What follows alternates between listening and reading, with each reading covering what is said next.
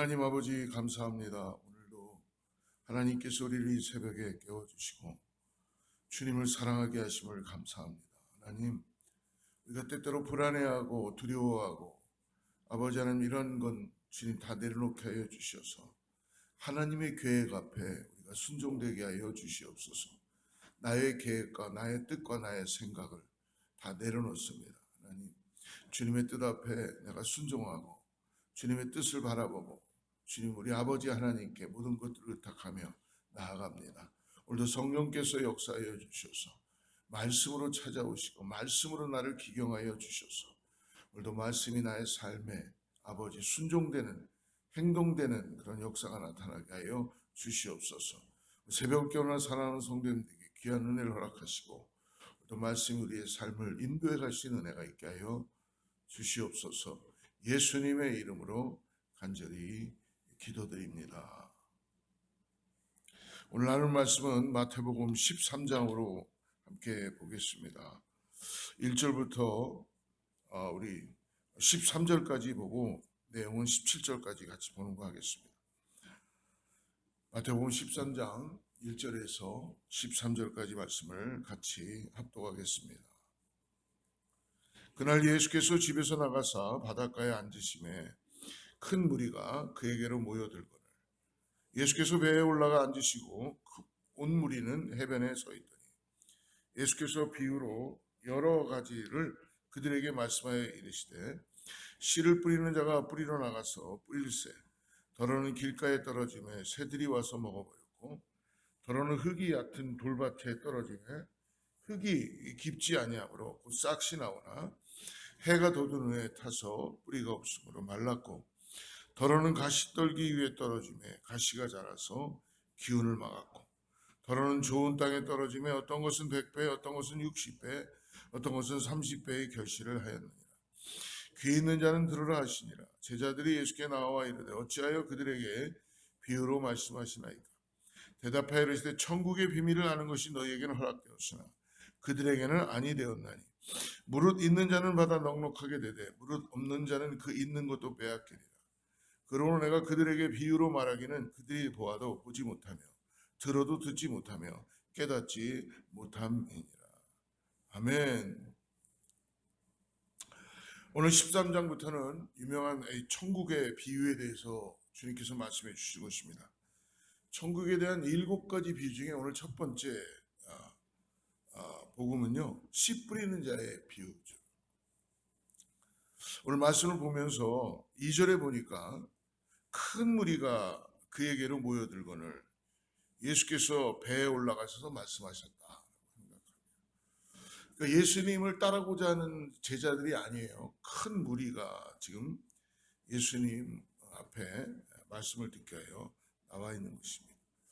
그러는 가운데 이 네 종류의 밭에 대한 비유를 말씀하십니다. 여러분, 비유란 하나님의 예수님께서 전해주시는 이 비유란 어떻게 보면 우리를 더 쉽게 이해시키기 위해서 해주시는 말씀도 되지만 오늘 이 말씀을 따라가다 보면 예수님이 비유로 전하는 말씀은 뭐냐면 10절에는 또 누가 나오냐면 10절에 보면 제자들이 나옵니다. 제자들 10절 말씀을 한번 보십시오. 10절에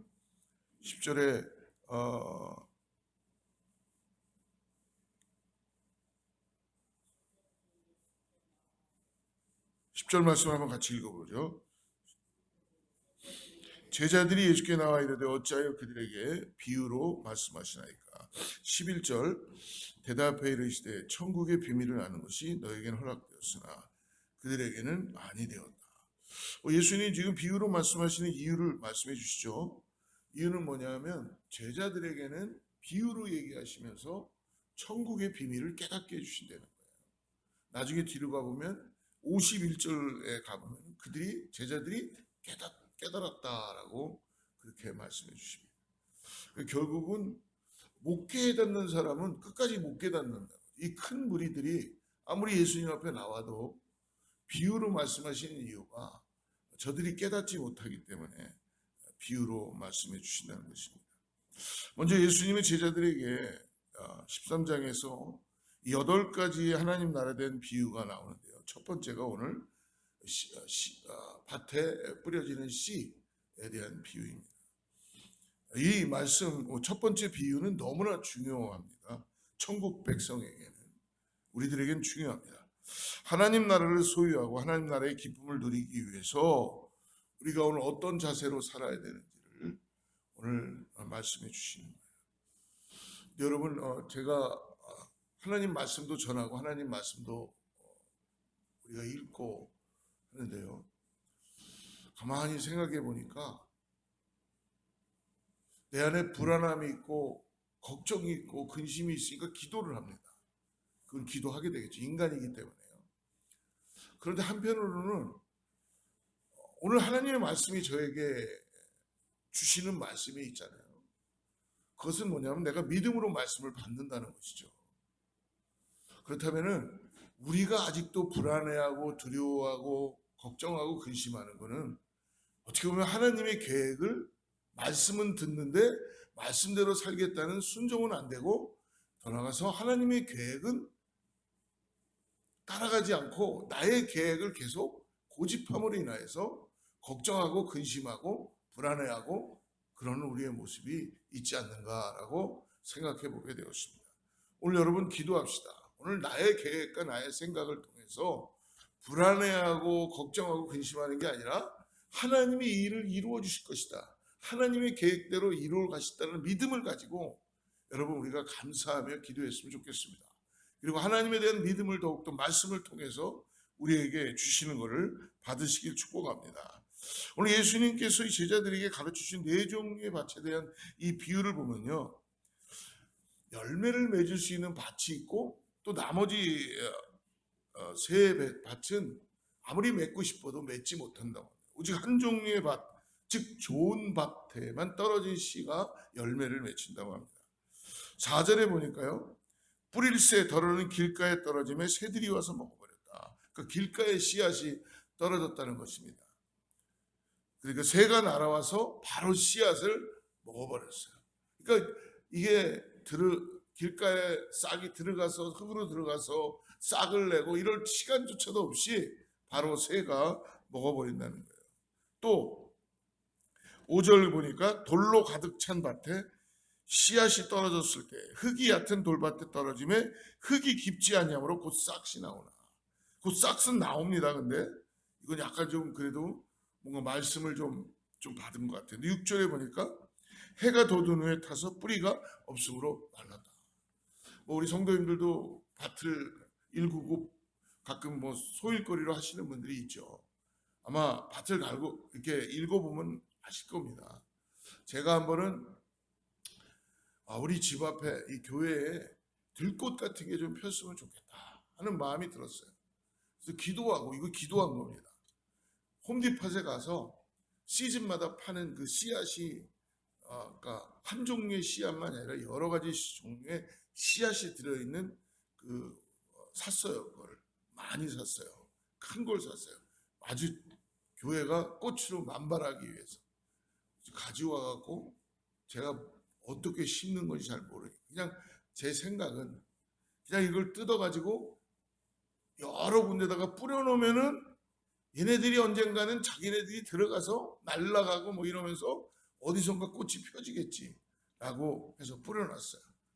그래서 그 아름다운 꽃을 보기 위해서 계속 기다렸죠. 근데 나중에 알고 보니까 하나도 꽃이 안 나더라고요. 도대체 그 많은 씨앗은 어디로 갔을까? 결국은 그렇게 심는 것, 그렇게 뿌려서 결코 그 꽃들이 자라지 않는다는 것을 알게 되었습니다. 그리고 나중에는 그러고 싶은 마음을 포기해버렸습니다. 근데 오늘 보니까 아마 저와 같은 이런 마음이 있었던 것 같아요. 오늘 또 7절에 보니까 가시덤불이 가득한 곳에 떨어진 씨앗은 어떻습니까? 7절에 싹이 나고 어느 정도 자랐지만 가시덤불에 막혀서 더 크게 성장하지 못한다.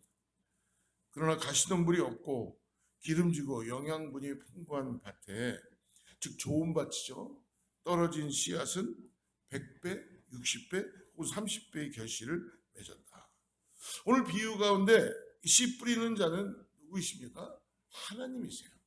그리고 더 나아가서 각각의 밭에 떨어진 씨앗은 바로 복음, 하나님의 말씀입니다. 말씀이 그 밭에 다 떨어지는 거예요. 근데 여러분, 복음은 똑같아요. 말씀은, 하나님의 말씀은 불변입니다. 하나님의 나라의 복음은 어떤 것입니까?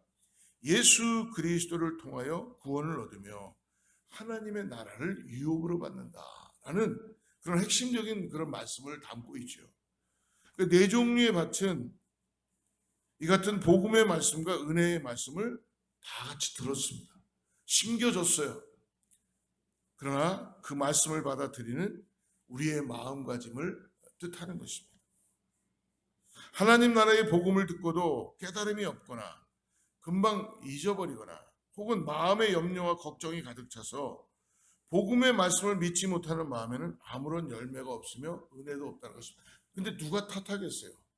말씀은 들으러 주일날 교회도 오기도 하고 뭐 요즘은 TV나 뭐 인터넷이나 뭐 그냥 눈만 돌리면 수많은 말씀들이 얼마나 매체를 통해서 우리에게 찾아옵니까? 중요한 게 뭐예요?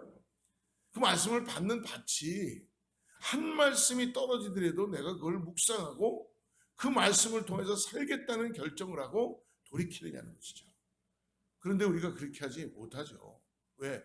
우리는 이생의 자랑과 안목의 정욕과 이런 것들이 너무 우리를 계속적으로 끌고 가고 있기 때문에 여러분, 전하는 저도 지금 기도하고 전할 수밖에 없는 게 말씀이 떨어질 때에 여러분들의 밭이 좋은 밭이 되기를 간절히 기도합니다. 성령님 도와주셔서 저의 밭도 그렇고 우리 성도님들의 마음의 밭이 좋은 밭이 되게 하여 주시옵소서. 갈망이 있는 밭, 정말 주님을 사랑하는 밭, 주님 때문에 내 삶이 돌이켜지며 예수 그리스도를 통해서 복음 때문에 내가 오늘 구원함을 받고 믿음으로 나갈 수 있는 바, 세상의 그 어떤 것보다도 주님을 더 사랑할 수밖에 없는 그런 밭이 될 수 있도록 주여 성령이여 우리를 바꿔주시옵소서. 죄송합니다. 목소리가 또 높아졌네요. 그러나 하나님 나라의 복음을 듣고 깊이 생각하고 깨달으며 그 말씀을 내 마음 중심에 깊이 새기고, 중요한 게 뭐예요? 제가 오늘 이 말씀을 묵상하면서 저 자신에게 깨달은 게 이거예요. 여러분, 제가 어저께 아마 조금 간증 비슷하게 나눴는데 우리 한 분이 우리 교회도 아니고 다른 분이 멀리서 오셔서 옆집에서 버린 나무를 싣고 가셨잖아요. 그분은 왜 그렇게 하셨을까? 나는 목사인데도 계속 이것을 리즌을 따지고 하고 있었는데, 따지는 건 중요하죠. 그래도 해야 되겠죠. 하지만 먼저 어저께 오신 그분은 하나님이 마음을 주셔서 보냈다고 그렇게 믿습니다. 그분은 하나님의 말씀을 듣고 삶에서 실천한 거예요. 중요한 게 뭐냐면, 저도 말씀을 전하고 우리들도 말씀을 다 봤는데 오늘 한 가지라도 실천해야 돼요. 이 실천을 했을 때에 거기에 하나님의 말씀이 우리의 삶에서 녹아져서 우리가 제자의 삶을 살아가는 그런 복된 인생이 되게 될 줄을 믿습니다. 사랑하는 성도 여러분, 오늘 본문이 말씀이 우리에게 주는 의미는 그러므로 매우 큽니다. 하나님 나라의 복음은 모든 밭에 지금 공평하게 떨어졌어요. 어떤 밭에는 뭐 조금 떨어지고 이런 게 아니라 공평하게 떨어졌어요. 즉 하나님의 말씀을 들을 기회가 없거나 말씀을 접할 방법이 없어서 열매를 맺지 못한다는 뜻이 아닙니다. 중요한 게 뭐예요? 그 마음의 밭이 하나님의 말씀을 받긴 받지만 결국은 거부하고 있고 준비가 안 돼 있다는 것이죠. 하나님 나라를 소망하며 살아가지 못하는 이유는 말씀을 우리가 깊이 묵상하고 생각하지 않기 때문입니다. 말씀을 들었다면 반드시 그 말씀을 되새기며 깊이 묵상하는 그런 은혜 가운데 나가시기를 간절히 축복합니다. 여러분, 우리가 오늘 말씀을 묵상하고 말씀대로 살기 위하여 실천하면요, 오늘 주님께서 하나님의 나라에 놀라운 역사가 나타나게 될 줄을 믿습니다. 오늘 그러므로 이 말씀이 나에게 어떤 깨달음을 주는가, 그리고 이 말씀을 깨달았다면 그 말씀을 내 마음판에 새기고 삶에서 실천해 나가야만 합니다. 사랑하는 성도 여러분, 그러므로 말씀을 깨닫기 위한 우리의 갈망하는 마음과 열정과 수고가 없다면 결코 우리는 말씀의 열매를 맺지 못할 것입니다.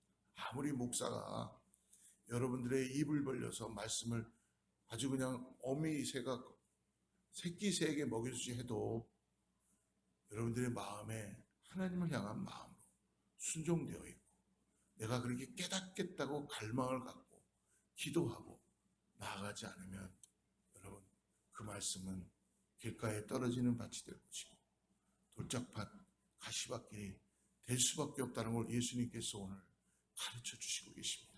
제자들은 이 말씀을 들으면서 깨닫게 된 거예요.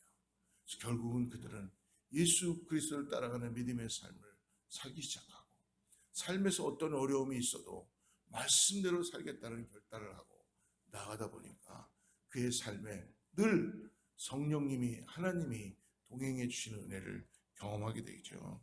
사랑하는 성도 여러분, 그 말씀을 듣고 생각하고 묵상하며 마음에 새기고 실천에 옮기는 수고와 노력을 해야만 말씀의 열매를 맺을 수 있다는 것 잊지 마시고 오늘 하나님의 나라의 복음의 열매를 맺기를 원하십니까? 말씀의 열매를 맺고자 정말 소망하십니까? 성령의 열매를 맺어가며 예수님을 닮아가기를 정말 원하십니까? 그렇다면요, 하나님의 말씀을 결코 소홀히 듣지 마시고 흘려 듣지 마시고 그 말씀을 깊이 묵상하십시오. 더 나아가서 우리 이런 말 하죠. 하나님의 말씀을 사랑하십시오. 도대체 말씀을 어떻게 사랑하라는 건가? 내 품에다가 이렇게 품고 다니라는 건가? 제가 옛날에 그런 적이 있었어요. 하나님의 말씀을 사랑하려니까 막 품에 품고도 다녀보기도 하고 뭐 이거를 잠자리에서도 이렇게 가져오고 있거든. 사랑이 안 되더라고요. 근데 중요한 건 이 말씀을 펴서 내가 이 말씀을 묵상하고 말씀을 통해서 기도하고 말씀을 통해서 하나님이 어떠한 분인가를 깨닫게 나갈 때 이 말씀이 나의 삶을 변화시켜가는 은혜를 깨닫게 되더라고요. 사랑하는 성도 여러분, 그러므로 말씀을 오늘 소홀히 하지 마시고 말씀을 항상 가까이 하고 날마다 그러므로 말씀을 읽는 것 여러분 꼭 잊지 마시고 말씀을 가까이 하십시오. 그리고 말씀을 삶에서 꼭 오늘 한 말씀만이라도 실천해 나가는 우리 모두가 되기를 간절히 바랍니다. 여러분 의지적으로 실천하십시오. 의지적으로 내가 하기 싫어도 오늘 한 가지만이라도 하나님 말씀이 나에게 들려왔다면 오늘 하나라도 한 가지라도 원수를 사랑하라 했으면 원수를 사랑하는 거예요. 더 나가서 오른뺨을 맞으면 왼뺨을 내놔보는 거예요. 한번 순종해 보는 겁니다. 사랑해 보는 겁니다. 그러다 보면 내 이웃을 사랑하라. 하나님의 놀라운 은혜가 말씀의 열매를 풍성하게 맺게 되는 은혜가 나타나게 될지를 믿습니다. 오늘 하루 그러한 하루가 되기를 축복합니다. 기도하겠습니다. 하나님 아버지 감사합니다. 우리를 창조하신 하나님 나라의 복음을 듣게 하시고 구원받게 해주신 은혜에 너무나 감사하고 정말 주님께 은혜를 복되게 받음을 다시 한번 감사드립니다. 새벽마다 우리에게 주시는 말씀을 깊이 묵상하고 마음에 새기며 말씀대로 살아감으로써 주님 풍성한 말씀의 열매가 맺히게 하여 주시옵소서. 삶에서 이 말씀이 이루어지게 하시고 삶에서 행동으로 순종되고 옮겨지게 하여 주셔서 백배의 결실을 맺는 좋은 밭과 같은 마음을 가진 우리 모두 성도님들 백성들이 되도록 축복하여 주시옵소서. 예수님의 이름으로 간절히 기도드립니다.